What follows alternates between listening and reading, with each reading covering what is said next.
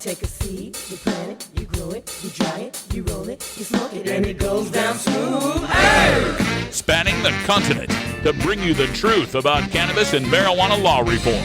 I smoke pot and I like it a lot. CannabisRadio.com presents The Russ Belville Show, the voice of the marijuana nation. Hey, this is great, man. Now, here's your host, Radical Russ Belville. Good day, tokers and tokettes and non-toking lovers of liberty. It is Tuesday, July 12th, 2016, and it's got to be 420 somewhere in the world.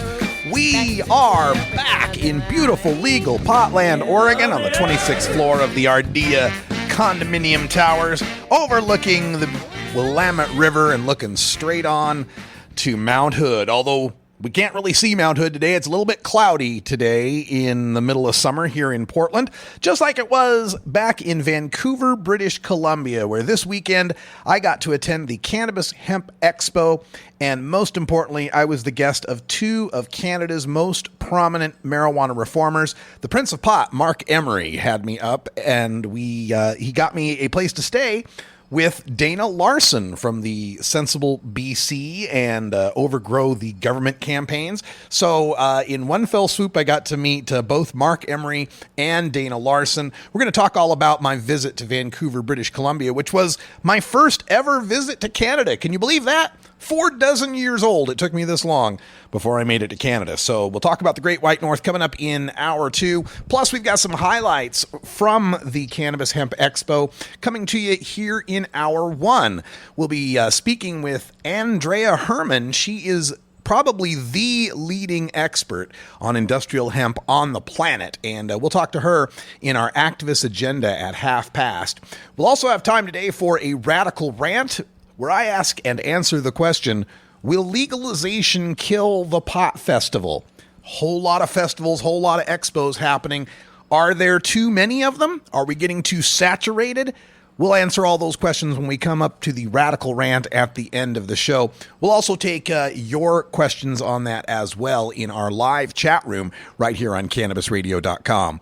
Also on the show today, we're going to have a little example of our Cannabis Chronicles with Travis Lane. He's from the Cannabis Growers Association of Canada. Also has some other things that he's involved with, including InternetDispensary.com. So we'll talk to Travis here in our Cannabis Chronicles. That comes right after our Behind the Headlines segment. And in the segment today, I'm going to give you my thoughts on the resignation, the retiring from activism of Normal's Alan St. Pierre after a quarter century of service to those of us who are fighting adult marijuana prohibition. I'll give you my thoughts as to his departure and what this means for the future of the National Organization for the Reform of Marijuana Laws. But first, we start things off as we always do with the Cannabis Radio News. Lots of headlines to get to that went down while I was on my semi-annual 2-week vacation. We've got California on the ballot with marijuana legalization. That's some great news. Massachusetts looks like it's cleared to make the ballot for marijuana legalization as well. In Denver, we've got the good news of a ballot initiative that's gone down in flames, one we didn't want to see pass. We'll tell you the details. In Washington, D.C., the Supreme Court has dealt a blow to medical cannabis patients in the Big Sky state of Montana. And we'll wrap things up with the other Portland, Maine, where their Department of Health doesn't think medical marijuana can help a particular condition. We'll tell you which one when we come back. That's all coming up on the Russ Belville Show, back live from Portland, Oregon, into our next 800 shows. We're having a good time. And don't forget, marijuana election night this year. Our live coverage is going to be wall-to-wall, and we are going to have live coverage from every state that is voting on some sort of marijuana reform. Looks like we might have 8, 9, maybe even 10 states to cover this year. It just gets bigger and bigger. So excited to be back. Thanks for joining us here, right here on CannabisRadio.com. We're back right after these messages. Please patronize our sponsors. Keep us on the air. This is the Russ Belville Show on CannabisRadio.com.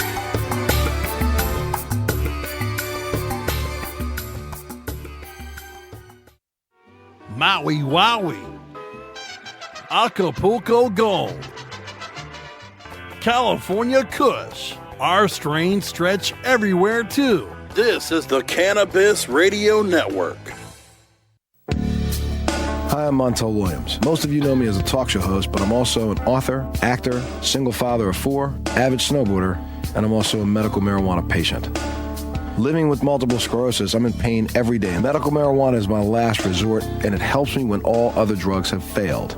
If you'd like more information about medical marijuana, you can contact the Marijuana Policy Project at mpp.org or call 1-877-JOIN-MPP. Tommy Chong is ready to cut through the smoke and change the tone of Tilk Radio. You're going to be a great granddad. Pretty cool. Morgan is Ray Dawn's son. Morgan and his wife Tracy, they've been trying to have a baby for quite some time. Did you hear what I said to Morgan? What? Do you know who the father is? The Tommy Chong Podcast, only on CannabisRadio.com. Welcome to my world. You're tuned into the Russ Belville Show, the voice of the marijuana nation, only on CannabisRadio.com. Are you playing an acoustic guitar but want to be louder without an amp? Try a resonator guitar. The fingerboard extension has National Resophonic and other resonators, square necks and round necks. Stop by the fingerboard extension downtown Corvallis at 120 Northwest 2nd Street today, or check out its inventory on the web at fingerboardextension.com. Go wild hog in the woods.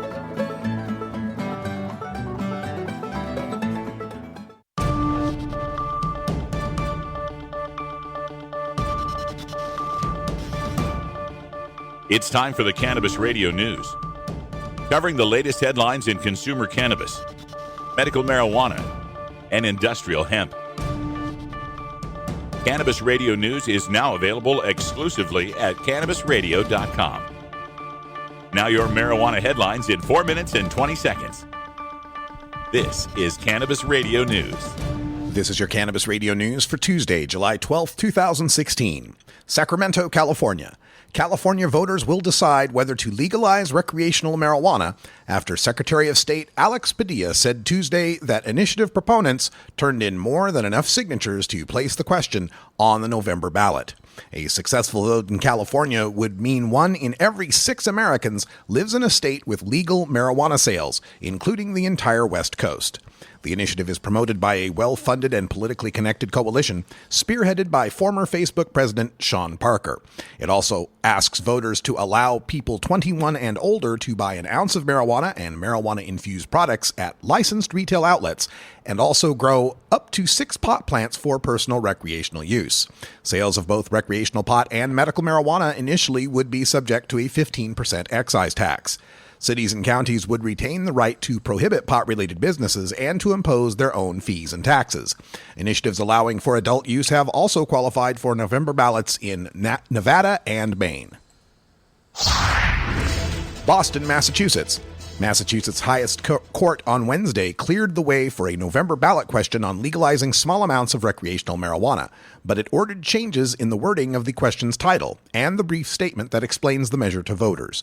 The justices, in a unanimous decision, said the current title and statement were clearly misleading, though otherwise found no reason to disqualify the proposal from the ballot. The ruling from the Supreme Judicial Court came hours after supporters of legalized pot turned in more than 25,000 additional certified voter signatures to the Secretary of State, well above the 10,792 needed to assure a spot on the ballot. The measure would allow people 21 or older to possess up to 1 ounce of pot for recreational use and impose a 3.75% excise tax on retail marijuana sales on top of the state's 6.25% sales tax. A state cannabis commission would be created to regulate the drug, ruling it would be unfair and clearly misleading to call the measure simply marijuana legalization. The Supreme Judicial Court ordered the title changed to Legalization, Regulation, and Taxation of Marijuana. Denver, Colorado. Marijuana opponents in Colorado's anti-pot bill have given up on a plan to ask voters about requiring less potent pot and telling pot shoppers that the drug could cause brain damage and paranoia. Backers of the pot potency measure announced Friday that they're unable to raise enough money to advertise what would have been the most serious attempt yet to roll back Colorado's 2012 pot legalization amendment. The measure was cleared for the ballot last month by the Colorado Supreme Court, but its supporters said they could not raise enough money to advertise it. Supporters called on elected officials to, quote, recognize the harm that legalized pot has had on our state, end quote. A marijuana industry group formed to oppose the measure applauded the decision Friday to abandon the potency campaign. Washington, D.C. The Supreme Court won't hear an appeal challenging a Montana law that limits medical marijuana providers to selling the drug to a maximum of 3 patients each. The justices on Monday let stand a Montana Supreme Court ruling that upheld key provisions of a state law that rolled back much of the 2004 voter-approved initiative legalizing medicinal marijuana. The Montana Cannabis Industry Association said the rollbacks would force the closure of dispensaries and leave patients without a legal way to obtain the drug. The new restrictions are set to take effect August 31st. Portland, Maine. The state says the science just isn't there to allow opiate addiction to be treated with medical marijuana. Maine's Department of Health and Human Services has denied a petition brought forward this spring by Dawson Julia, who runs a medical marijuana caregiver business in Unity. Despite its denial, the agency said though animal studies and individual letters that Julia submitted suggest medical marijuana has potential to treat opiate addiction, there aren't yet human test studies published that support such treatment. The agency noted Julia didn't present information on appropriate marijuana dosage or safety protocols. However, it noted that human trials are underway and chronic pain can be treated with medical marijuana in Maine. Julia said he was disappointed but will work with lawmakers on legislation to allow such treatment. This has been your Cannabis Radio News for Tuesday, July 12, 2016. I'm Russ Belville.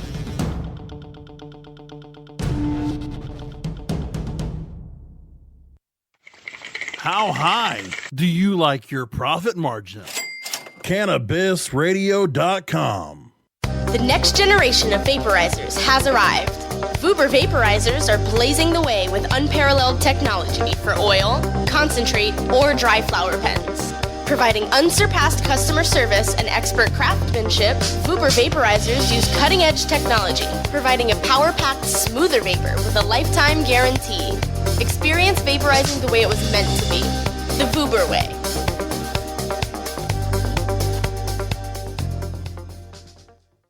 It's time for cannabis facts about Alzheimer's from Robert Platshorn's thesilvertour.org.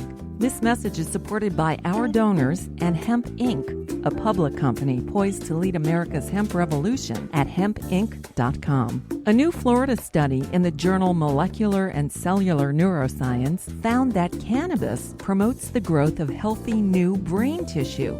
It can slow the effects of Alzheimer's and may in fact be able to halt it entirely. A long-term study by Ohio State University's Professor Gary Wenk concludes that people who regularly use marijuana get Alzheimer's at a much lower rate than others.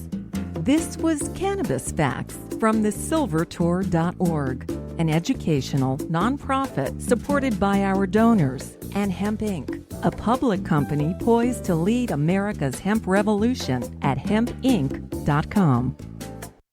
Warning. Hits taken on this show are larger than they appear. Do not try this at home. These people are professionals, or at least they pay me to say that. A public service message from CannabisRadio.com and the Russ Belville Show. Don't want to spend money on a night out, but don't know what to do other than watching TV or playing video games? Consider playing guitar, bass, banjo, or mandolin. The instrument will give you hours of entertainment with friends with minimal expense. Stop by the Fingerboard Extension downtown Corvallis at 120 Northwest 2nd Street today, or check out its inventory on the web at fingerboardextension.com.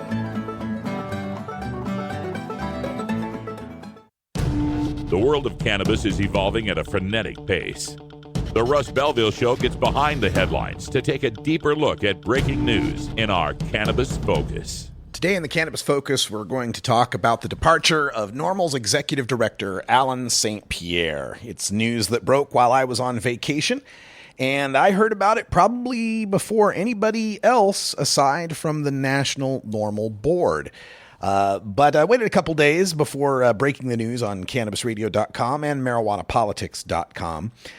And it's a bittersweet departure with Alan St. Pierre leaving NORML. On one hand, I think there is a time that needs to be that we need to evolve, I guess, is what I'm trying to get to. And the leaders of all three of the major organizations, Alan St. Pierre for NORML, Rob Campia for MPP, and Ethan Nadelman from Drug Policy Alliance, have been there for a long time. Alan's been there for 25 years in various capacities and 11 years as executive director. And as the times change, as the industry becomes legal, I feel that it's time for the activist groups to maybe reinvent themselves and understand that their mission needs to evolve along with the evolving marijuana industry. Now, that is not to say that Alan St. Pierre isn't prepared to do such a thing or could be effective in doing such a thing, but sometimes there comes a time when there needs to be a change in leadership. Alan's leadership has been phenomenal. For 25 years, during some of the toughest times at NORML, he's been one of the most quoted, the most prolific reformers out there. You'd see him on all sorts of cable news shows. You'd hear him on all sorts of local radio shows. I don't think he ever turned down interview opportunity to promote marijuana legalization. But as we move forward, there is an issue that really needs to be addressed when it comes to marijuana activism, and that, of course, is funding. Now, when marijuana legalization was the only game in town, and when it was an activist game that was being played, it was a bit easier to try to motivate people to want to contribute to groups like NORML, because it was all in our own best interest to want to contribute money to fight to change the laws so that we'd no longer get arrested. But now as marijuana becomes increasingly legal, especially after this 2016 election, it becomes incumbent upon groups like NORML to expand their mission. Yes, NORML will still be relevant in states like Texas and Missouri and Florida and so forth, where they're fighting to get marijuana laws reformed, as the name says, National Organization for the Reform of Marijuana Laws. But those laws will also still need to be reformed in the legal states, places like Oregon and California and Washington and Nevada and so forth. And in those states, NORML has to adopt a bit of a different messaging and has to understand that there is now competition among many groups for activist dollars. There's cannabis industry associations, there's grower guilds, there's every element within the cannabis industry that is being recognized. NORML, I believe, needs to reinvent itself as the cannabis consumers and cannabis lifestyle lobby, in a sense, to become the ACLU of marijuana, to become the NRA of marijuana, to continue to advocate for lower prices, better quality, for equalization of cannabis consumers with our beer drinking friends, to the point where we don't lose our jobs just because we're cannabis consumers, or we don't lose our child custody, where we're not treated any differently just because we're cannabis consumers. And that's where I think this change in leadership may be a good thing. And it's, again, not to say that Alan St. Pierre's contribution to this wouldn't be valid, but sometimes you just need an under new management sign to revitalize and reinvigorate some of the people that have been working for an organization for a long, long time.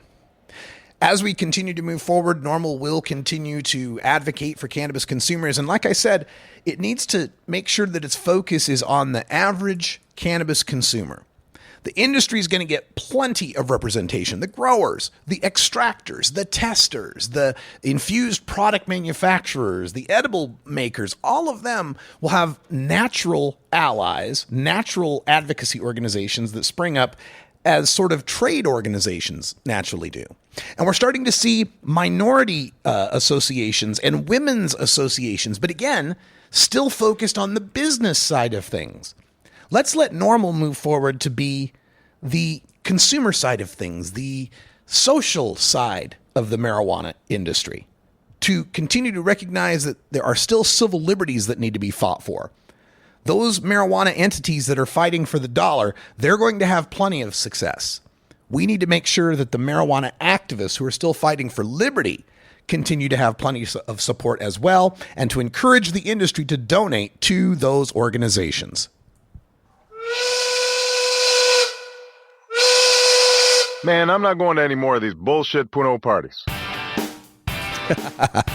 President Obama's getting mighty relaxed in these last few months of his term, isn't he? Well, we got folks that are chiming in the chat room about Bernie Sanders' endorsement of Hillary Clinton today. I'll have some talk about that in hour 2 as well. It's not the worst thing, but it's not really unexpected. We kind of thought this was going to happen, but doesn't mean we have to be happy about it. We're back right after this. Seed to sale, clicks to conversions, and more. You're listening to the Cannabis Radio Network. While the feds and state are doing their dance, you still need to transact business and manage your cash. Go professional and let your customers pay with PayQuick. They pay you and they earn rewards points. PayQuick connects to your bank account for free and secures all of your transactions. And with PayQuick, you can pay your producers and processors for free. Plus, it pays to have it because it makes depositing your cash safe and so easy. No cops, no crooks, just compliance and comfort, knowing you have your cannabis business in check with PayQuick. PayQuick, the safe and easy way to pay. PayQuick.com. CannabisRadio.com keeps you in the know Monday through Friday on air and on demand with Cannabis Radio News, presented with the definitive worldwide news source, the Associated Press. Stay informed with exclusive news on all things cannabis. Cannabis Radio News, live weeknights at 6 p.m. Eastern, 3 p.m. Pacific, during the Russ Belville Show, or download the daily podcast exclusively on CannabisRadio.com, as well as iTunes, Stitcher, and iHeartRadio.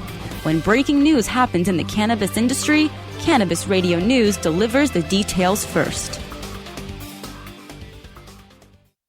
The Russ Belville Show reminds you to never smoke and drive impaired.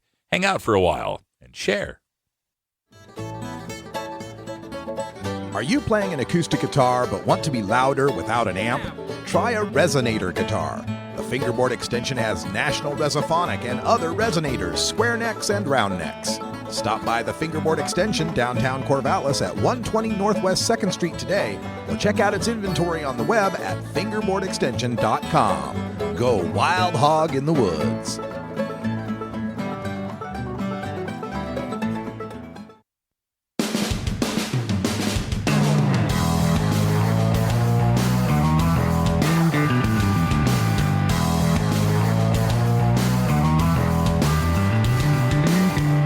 Mark Twain once said that when there's a gold rush, it's a good time to be in the pick and shovel business. Today, we look at the rapidly evolving markets in the marijuana green rush in our Cannabusiness Chronicles. Today in the Cannabusiness Chronicles, we take you to the Westin Bayshore Hotel on the seawall there in Vancouver, British Columbia for the Cannabis Hemp Expo. And it was my first exposition, and in fact, my first ever visit to the country of Canada, much less the city of Vancouver. Got to say, it's a beautiful city. Reminds me a lot of Portland, if Portland was a ocean port city. The weather was very similar. We had rain on the first day and kind of scattered sun on the second day. And weed was everywhere to be found. Despite the fact that Canada hasn't officially legalized marijuana yet, there was a plethora of dispensaries to choose from, and many of them that will take you, if you are 19 or older, no questions asked, no medical needs necessary. So it's a pretty liberalized city. We got to speak to many of the vendors there that are helping to break through the federal bans on cannabis in the nation of Canada. One of them was Travis Lane from the Cannabis Growers Association of Canada.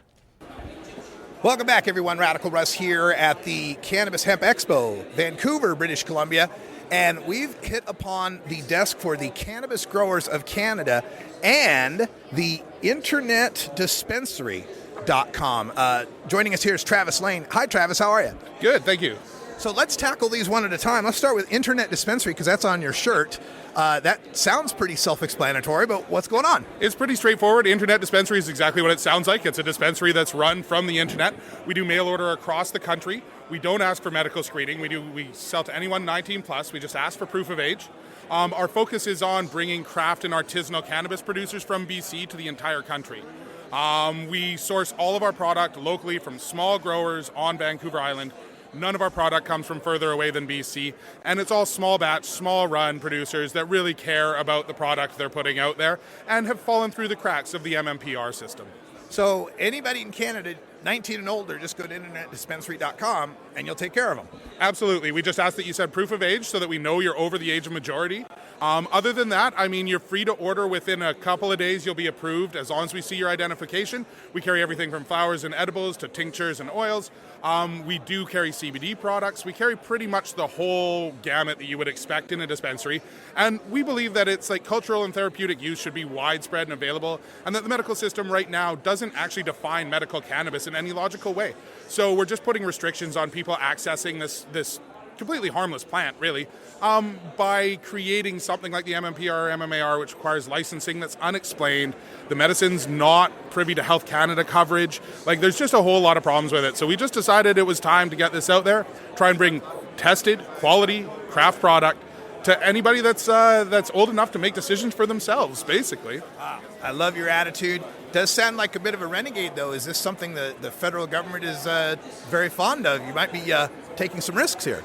Well, I'm definitely taking some risks. I'm a lifer in this industry, so I'm used to taking risks. I also am a licensed grower under the former system, under the MMAR system. So I've been through the rigmarole of the government. I know what it takes to get a license. I'm sure the feds don't like what I'm doing, but that's part of the reason I'm being so proactive with things like we're fully tax compliant, we're fully insured, we have credit card and debit processing that know what we do, we have shipping contract. You know, we are trying to be as open as we possibly can about what we do. We're also working very closely with a new analytical lab here in Vancouver, based out of UBC.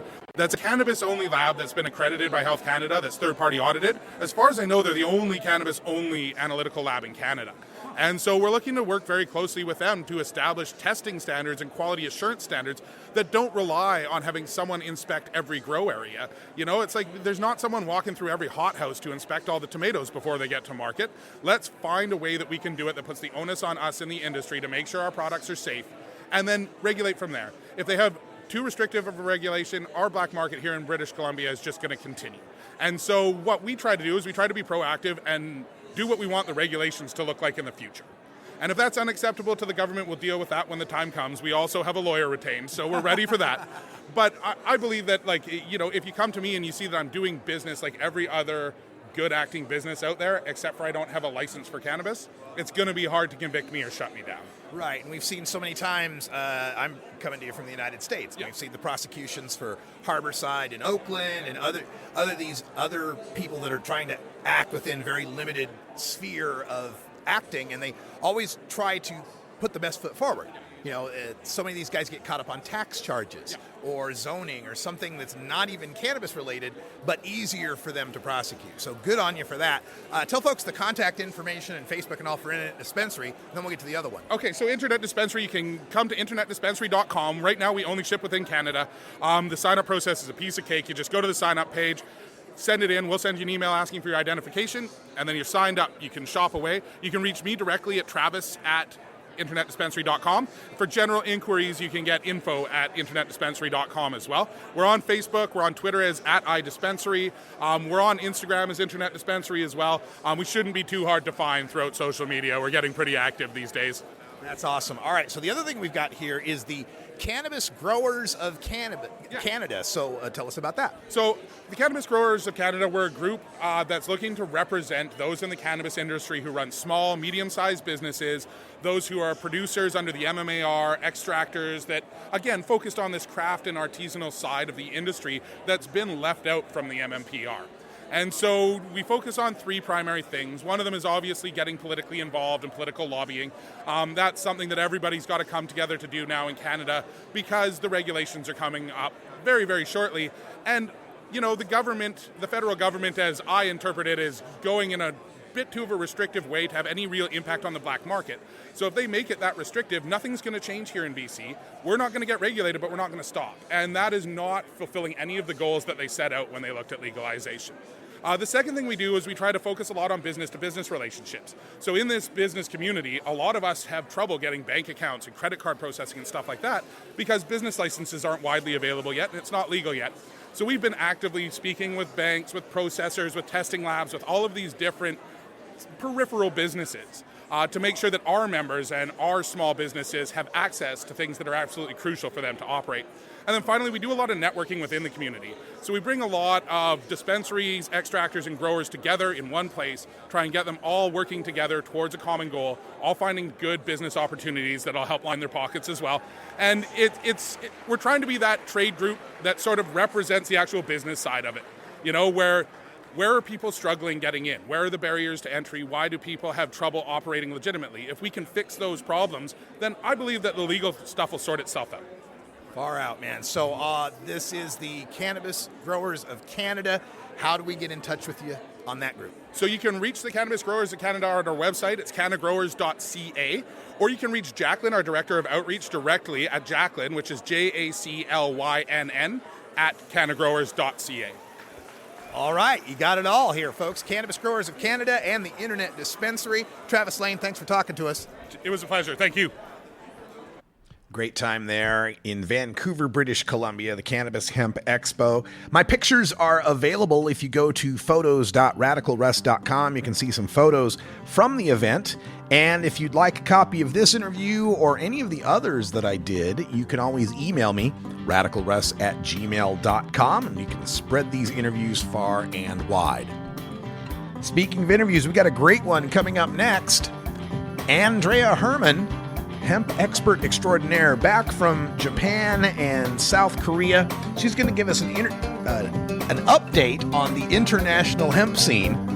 I'm a little out of practice, aren't I? We're going to take a break. We'll be right back after this. Stay tuned.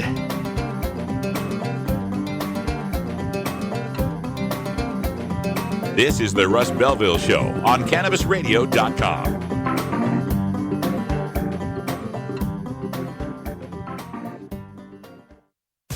Every strain, every sale, every medical study. Keep it right here on the Cannabis Radio Network. Play as Ted Growing, expelled botany sophomore and the biggest grower in town, only on Weed Firm Replanted. Available on the App Store and Google Play.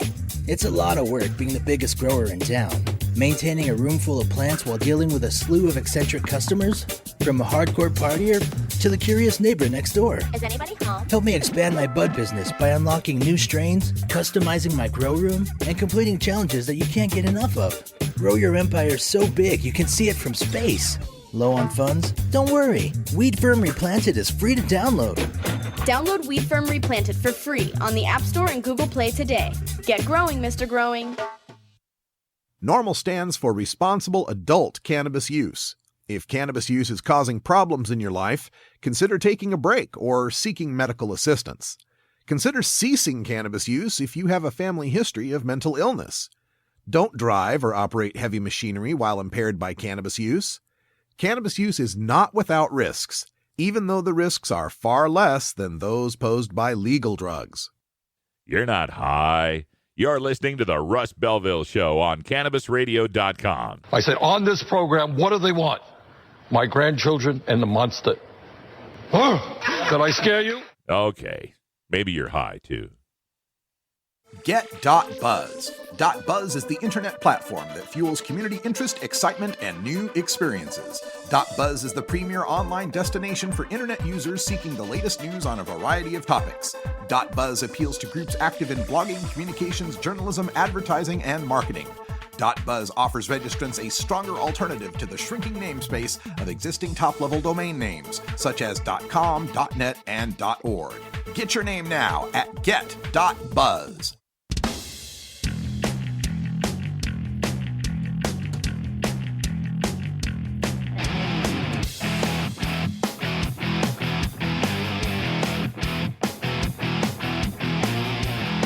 Activism begins with ACT. The Russ Belville Show features the stories of hardworking grassroots activists working for an end to prohibition in today's activist agenda. This weekend, I was in Vancouver, British Columbia for the Cannabis Hemp Expo, and they certainly had a lot of emphasis on the hemp side of things. Of course, the nation of Canada has had legal hemp cultivation for years, while the farmers south of the border in America have been denied that right.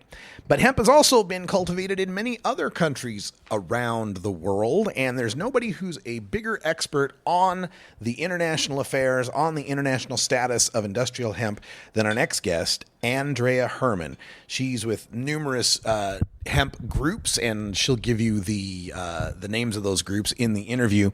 But she makes a good point of covering the Far East in this interview. We talked a little bit about South Korea and Japan and their burgeoning hemp industries and what it's going to take to get the ball rolling here in the United States of America, including what the newest applications of industrial hemp may be, including a question on hemp battery technology. This is Andrea Herman this weekend from Vancouver, BC. Welcome back, everyone. Radical Russ here in Vancouver, British Columbia at the Cannabis Hemp Expo, and I've run into international hemp expert Andrea Herman. How are you doing today? Oh, I'm doing real good. It's nice to be back in Canada and looking forward to getting home to Manitoba. No doubt about that. You were just recently in the Korea area. Tell us about your trip to the Far East. Yeah, so I had the opportunity to go to Korea, South Korea, and then over to Japan for the Kyoto Hemp International Forum, which was phenomenal. It was a great event, and it's really interesting to see now the growing market for hemp foods, not only in Korea, but the demand that's growing overall, like in Japan in addition.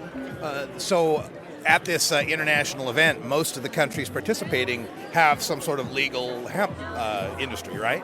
You know, a lot of the panelists came in from around the world, so included Ben Dronkers, myself. We had a woman from Thailand, Olive. Paul Benheim was there. Paul Stanford was there. So they really brought together, but a lot of the people that attended in Japan, they were from Japan. They're very interested in changing the regulations because right now it's really geared towards cultivation underneath very strict regulations or for the imperial family only. Oh. And I found it really interesting that our translators, when we went to talk with the translators before we presented, she didn't even know what hemp was. Wow. So you're talking about a culture that's so ingrained in hemp history and people don't even know what it is. So there's a huge education piece there, and it's now really starting. It's very grassroots and amazing to see the First Lady of Japan come to the event with the high priest and the mayor of Kyoto standing out and fighting for the rights of cannabis and saying this is right, we should have access and change does need to be made, and she came there. So that's a really good message to drive home.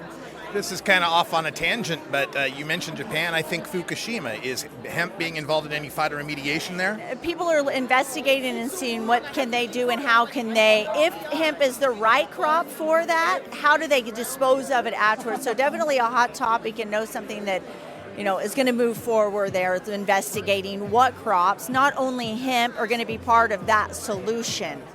You also mentioned the demand for hemp foods.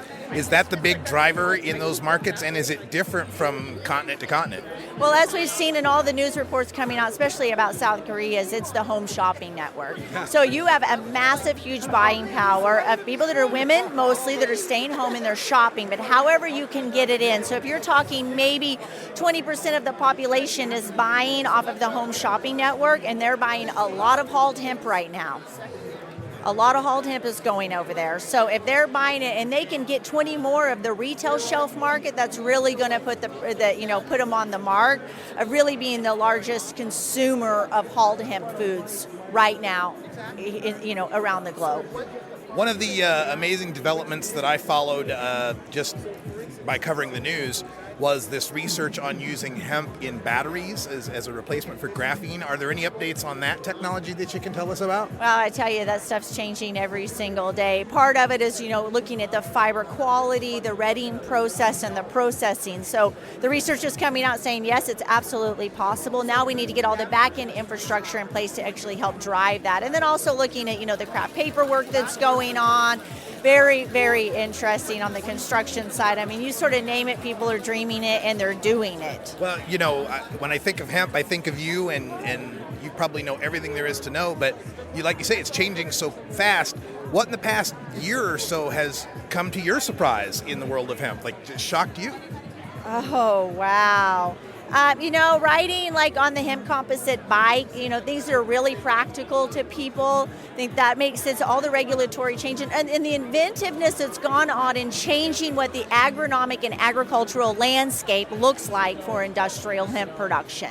Because we used to say always, you will never be able to plant your marijuana looking like plant in my hemp field. Today, we know industrial hemp is being grown for flowers only. It's an entire shift in the agricultural landscape of what it means to be a hemp cultivator or a hemp farmer. Is this in reference to those CBD-derived type of things? Oh, yeah, or maybe people that are going for terpenes also. I mean, it's not just about CBDs anymore either, right? I mean, of course, that's a major driver right now, but absolutely. So you look at that type of production and you look at what the classic fiber and grain seed production, it's very different. The labor needs are different. So these are things as we start to look at what goes into that market. Well, what do we need to help support that? And in that infrastructure, do we have the people to work those fields that need to be worked in a different kind of way versus just seed it and walk away in 110 days you come back with your combine and harvest? So we're back here in Canada. Canada's got legal hemp cultivation, but what sort of problems does Canada still need to solve? Well, we need a regulatory review that we've really been fighting for through the Canadian Hemp Trade Alliance for some time now. We're finally getting a really good legway and having the message heard that we need some reform, looking at particularly like total crop utilization. So right now we're not allowed to work with the flowering parts or the leaves. So how do we get that from the hemp industry, especially when we have a fully developed medical cannabis industry here that is able to work with the flowering parts and the leaves and create products that are now being pretty much sold on the retail market and online direct to people. So how do we put a balance in those regulations? How do we start decrimming our farming producers? How do we streamline our paperwork? And then how do we also look at things like derivative testing? Because right now as a hemp food processor in this country, every batch you have to have a THC test done on it to show your hemp protein powder, your hemp seed oil, your hulled hemp, your toasted hemp is 10 parts per million or less THC. That test costs you $200 and some odd a test. And, when we don't have a checks and balances actually to come back and say, what is all of those results? And we're saying since 1998, we've been growing hemp made into foods from this percentage of THC in the plant. Why should we still be required since 1998 to test for THC in a batch hemp food product? So these are some regulations that cost our industry money. They keep the stigma up about THC as a danger in hemp foods. But now as the hemp food market changes and new processes come on, we have to look at those new processes and say, how do we prove that those processes are safe for people to eat in the eyes of some sort of ready-made food regulation? And that comes into ready-made food regulation. So now we're talking about the food industry. So there's a lot of work to be done. And, really important is getting hemp registered as an animal feed for livestock. We need to be able to feed our chickens omegas that not only come from flax, but omegas that come from hemp. Yeah. And we need to be able to look at silage and what that means for the dairy cattle industry in this country. And there's research to help support that. So those are some really major initiatives. And of course our farmer support, because without our farmers, we are not in the industry anymore. So plant variety trials, agronomy trials, and that's all steered from the Canadian Hemp Trade Alliance and their conferences in November in Saskatoon. So we're really looking forward to continuing that work here. Final question, just a quick update on the United States. What's happening with hemp there in various states and federally? Yeah. Well, of course, we have the Farm Bill, so now we've got research going on in multiple states. Legislation is changing every day. The government is coming more on board about how to support those farmers because they are farming land and needing to apply for grants and applications and those things, so it's a lot coming on. And now we're seeing the DEA really coming on board and helping facilitate that. So it's going to be interesting to see what happens in the regulatory framework federally for industrial hemp, opening up more commercial market and, a cross-border exchange and now we're seeing, every state is coming on and saying, hey, look, this is something, we've got farmers here. So how do we start these variety trials so that our farmers know that cultivars that they're going to be growing are going to do what they intended to do? And also a huge opportunity for infrastructure, fiber processing and really developing, and finding that missing link, and that missing link brings in opportunity. So much opportunity coming in the world of hemp. Thank you for keeping on top of it. And before we go, just could you tell folks any contact information or websites they could look up to get some more information? Yeah, absolutely. Well, I'm Andrea Herman, so you can always just Google me. I'm out there. You can check us out at Hemp Technologies, The Ridge Consulting, and Hemp Production Services. In addition, if you're looking to get involved, definitely go to votehemp.com. Go up to that Take Action tab and take action.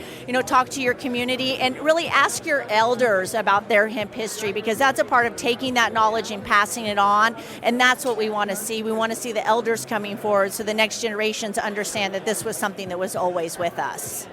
Hemp Heritage, folks. Look it up. Andrea Herman, thank you so much for talking to us today. Absolutely. Thanks, Russ. Have a great time in Vancouver. Well, I sure did have a great time in Vancouver. My thanks to Andrea Herman for stopping by to talk with us while we were there on the floor. We've got more of those highlights coming up in hour 2. We're going to speak to a few more of the vendors. We've got A.C. Braddock, the CEO of Eden Labs, the extraction company. Brock from Mota Cannabis, he will be speaking to us. And we'll also hear from Gabrielle from Apothecary Labs.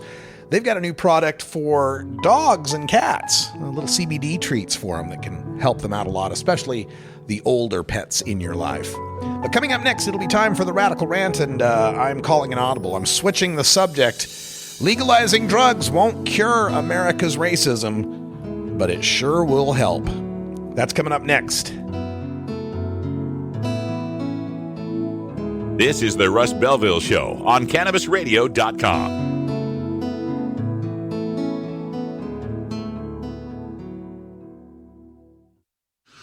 We have your smoking section right here. This is the Cannabis Radio Network. The cannabis industry is growing, business is booming, and as new opportunities arise in newly legalized states, each market is getting more competitive. Today, it takes more than just being a good grower. Do you have the resources to market and handle this ever-changing business landscape? Let Canna Management Corporation help you grow your canna business with our vast resources and experience to make your business a fully functional service company. Financial management, HR, sales, marketing, efficiency, and more. CMC has the experience and the expertise to improve your business and help you better meet the demands of your clients and customers. Call Canna Management Corporation and let our team get you ready to grow. 415-269-8015. That's 415-269-8015. Or visit canna-management.com. The smoke is rising, and the next crop of podcasts devoted to cannabis providers and enthusiasts are ready to be harvested. Welcome to the Cannabis Radio Network, founded by respected rainmakers who have been producing award-winning podcasts for over a decade. Industry headlines, business updates, medical reports, marketing, and e-commerce education rolled up perfectly for your consumption. Let's grow together. The Cannabis Radio Network. CannabisRadio.com. You're not high. You're listening to the Russ Belville Show on CannabisRadio.com. I do not like them, Sam. I do not like green eggs and ham. Okay. Maybe you're high, too. The Russ Belville Show is proudly sponsored by the Marijuana Business Association. The MJBA, called by NBC News the Cannabis Chamber of Commerce, is the fastest growing business association in the fastest growing industry in America. I've been working with the MJBA for years, and I personally invite you to join the MJBA. MJBA also publishes the popular MJ Headline News on Facebook and the MJNewsNetwork.com and Marijuana Channel 1 on YouTube. Visit mjba.net for more details.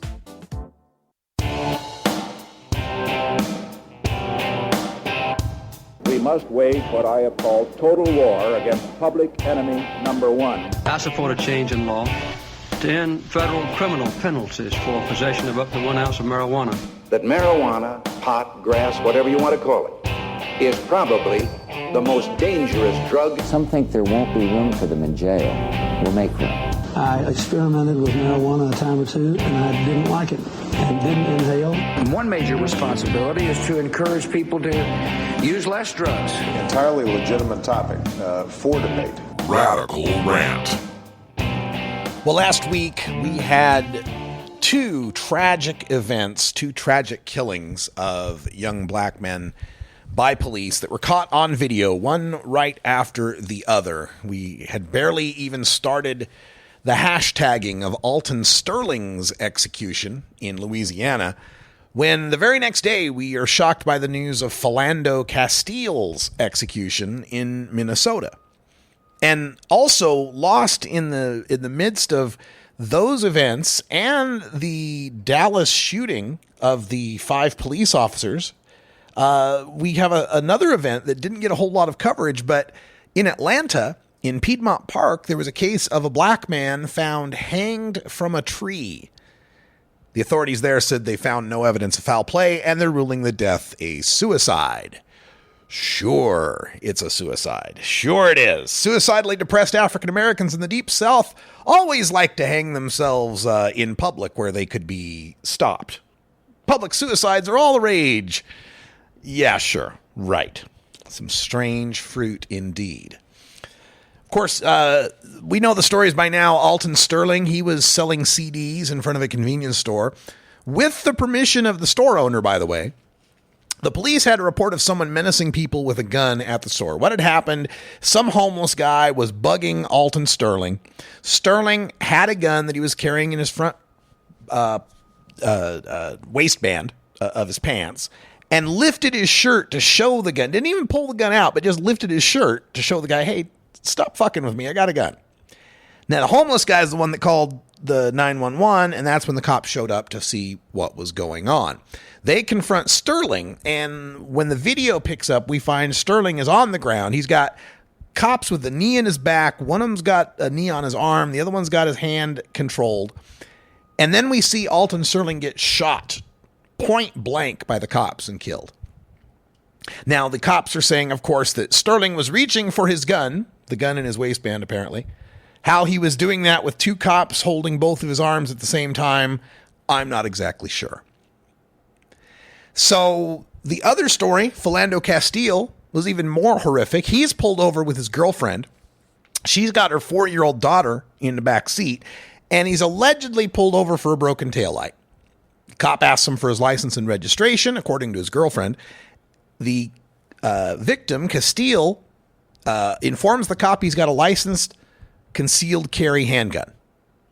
Castile's obeying the cop and reaching for his documents when the cop opens fire. With the 4-year-old kid in the back seat, by the way.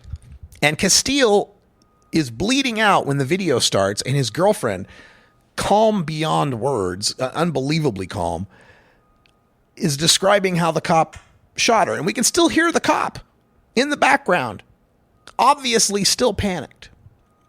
Now, the story coming out from the cops on that one is that Castile had matched the description of an armed robbery suspect from earlier in the day. Matched the description, of course. And in both of these cases, we're talking about responsible, law-abiding gun owners. Louisiana is what's called an open carry state. In Louisiana, you can just carry a gun. You don't even have to get a license for it. You can just carry around a gun. So Sterling was perfectly within his rights to be carrying the gun. Now, whether flashing it at the homeless guy is provocation or not is another story. But he was within his rights to carry that gun. And Castile was a licensed concealed carry holder. He was following the gun laws of Minnesota to the letter, even going so far as to inform the police he was holding, which the concealed carry holders don't have to admit unless the police specifically ask them in a lot of states. He admitted he was armed to try to de-escalate the situation before it had even gotten escalated. So where's the NRA on these, huh? Where's the NRA, right? Well, don't be holding your breath waiting for the NRA to cry out over the violation of these men's rights to keep and bear arms. It's almost as if the NRA is still using the original constitutional definition of the people. Maybe Sterling and Castile would still be alive if they'd only been carrying 3/5 of a gun. All right. Let's table the gun control discussion. About half of us in weed reform are for it. About half of us are against it. So let's not try to solve that problem right now, but let's at least all try to acknowledge that there's something racist going on When a white guy shooting up a theater is taken alive by cops, and we call him crazy, and we say, well, guns are just inanimate objects. That guns don't kill people, people kill people. But when it's a black guy legally carrying a firearm and not even shooting anybody, the mere existence of that gun is reason enough for cops to kill him? What happened to guns don't kill people, people kill people? Which is it? Is it an inanimate object or an inherent danger? Well, apparently, if you're white, it's an inanimate object. If you're black, it's an inherent danger. Now, what does this have to do with marijuana? Neither of these homicide victims, nor the suicide victim, nor the sniper killing the cops in Dallas, none of them apparently had anything to do with marijuana or drugs for that matter. So what does it have to do with us? Well, it's simple. The war on drugs is just the latest incarnation of this symptom of America's original sin. Our shameful racist history that spans from chattel slavery through Jim Crow, through redlining, through drug war policing that consistently and overwhelmingly ensnares people of color more often than not. Now, the drug war doesn't create the racism. However, it is the product of it and one of the tools that maintain it. The early 20th century prohibitions didn't demonize the drugs so much as their users. The cocainized Negroes, impervious to police bullets, super powerful. The diabolical Chinese who were addicting the white women in the opium dens. And of course, the job-stealing Mexicans who smoked the loco weed. Then later in the 20th century, the drug laws were knowingly crafted to undercut the flower power and black power movements of the 1970s. We found that most recently in Ehrlichman's quote from the Harper's Magazine piece. They knowingly did it to undercut leftist and black power movements. But while the drug war is the tool that turns the pretext stop into the stop and frisk, the mechanism that decimates black neighborhoods and families, and the engine that funds racist law enforcement, ending the drug war itself without addressing the drug war's purposes will do little to end racism. We need only look at the results of legalization in 4 states and D.C. so far.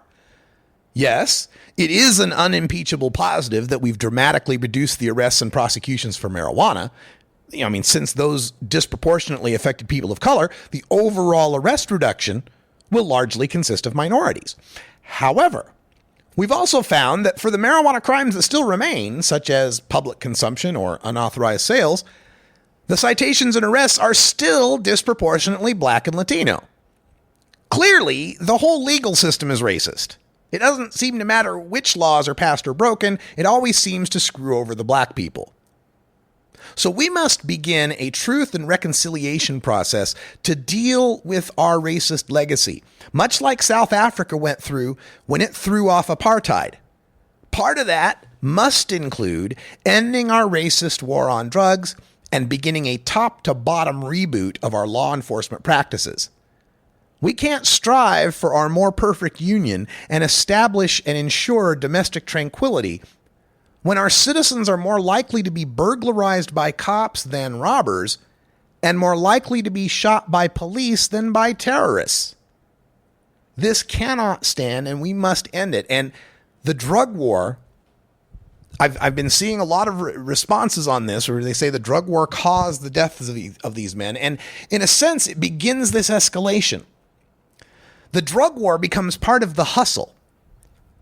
Alton Sterling was doing the hustle. He was on the underground economy trying to sell CDs. Eric Garner was in the underground economy trying to sell cigarettes. Black men forced into an underground economy oftentimes because of a lack of opportunities in the legit market or the black mark of having a drug conviction on your record that prevents you from achieving those other opportunities. And as the drug war continues, the gangs that sell the drugs have to get better and better weaponry to protect themselves from other criminals. As they get better weaponry, the cops have to get better weaponry to deal with the gangs. And it continues a drug war arms race, an escalation where both sides are terrified of each other and citizens are caught in the middle.